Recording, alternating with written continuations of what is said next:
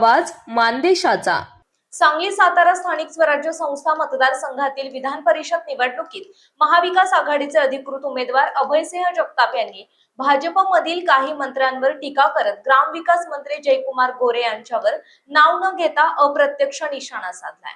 भाजप आणि मुख्यमंत्री देवेंद्र फडणवीस यांची प्रतिमा मलिन करणाऱ्या प्रवृत्ती विरोधातच आपण निवडणूक लढवत असल्याचे त्यांनी सांगितले।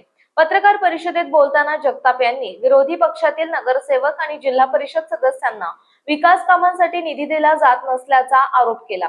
काही मंत्री आमच्याकडे या निधी मिळेल अन्यथा मिळणार नाही अशी भूमिका घेत असल्याची टीकाही त्यांनी केली। तसेच भाजपच्या स्थानिक लोकप्रतिनिधींनाही कामांबाबत स्वातंत्र्य नसल्याचा दावा त्यांनी केला।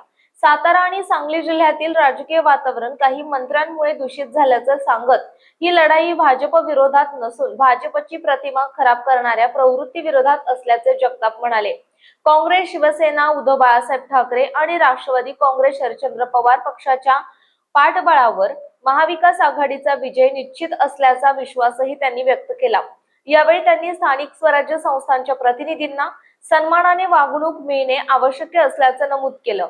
लोकांनी निवडून दिलेल्या नगरसेवक, नगराध्यक्ष, पंचायत समिती आणि जिल्हा परिषद सदस्यांना विकास कामांसाठी वारंवार पाठपुरावा करावा लागत असल्याची खंत त्यांनी व्यक्त केली।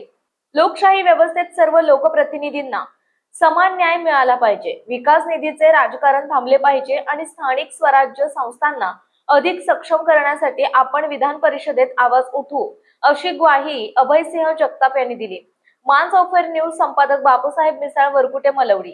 आपल्या जिल्ह्यातील तालुक्यातील लेटेस्ट बातम्या पाहण्यासाठी आजच मानसौफर न्यूज चॅनलला YouTube वर सबस्क्राईब करा आणि बेल आयकॉन प्रेस करा।